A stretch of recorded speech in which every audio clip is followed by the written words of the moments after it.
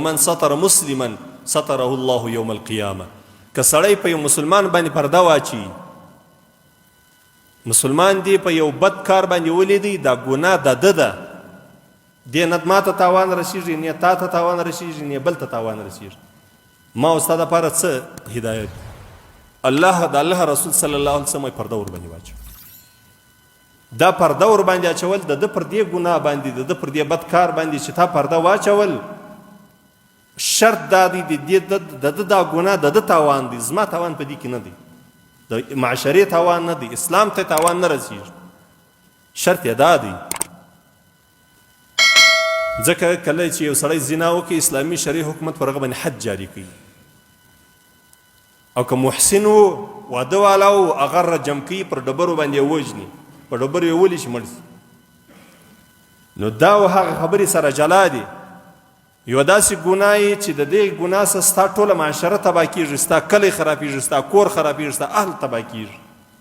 نو هغه دپاره کوشش دا دی ته به ورځې ورته وایې بچ دا مه کوه، د یو عالم په واسطه به ورته وایې، د یو مشر په واسطه به ورته وایې، د یو خان په واسطه به ورته وایې، د یو ملک په واسطه به ورته وایې چې مه کوه، دا په دې باندې دا کلی دا کور خرابېږي.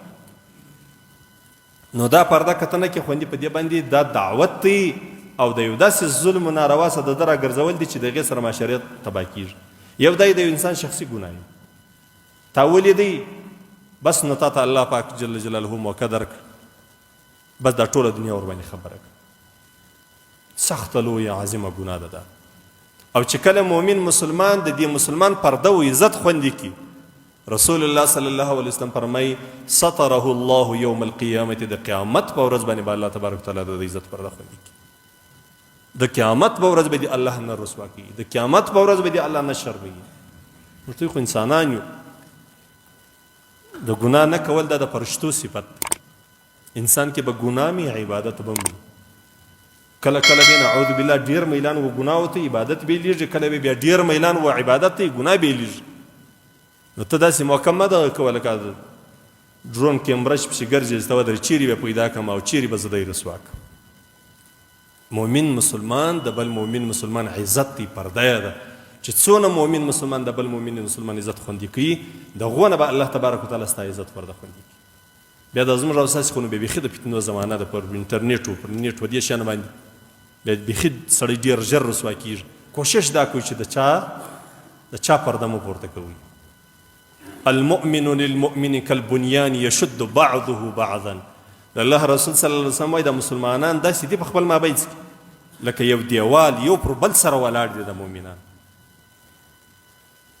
دا یو پر بل باندې دا دیوال سره تکیه دی، دا چت پر داستونو باندې پر دا دیوالو ولاړ دی، او دا دیوال بیا په خښتو باندې ولاړ دی، دا په ذره ذره سره ولاړ دي.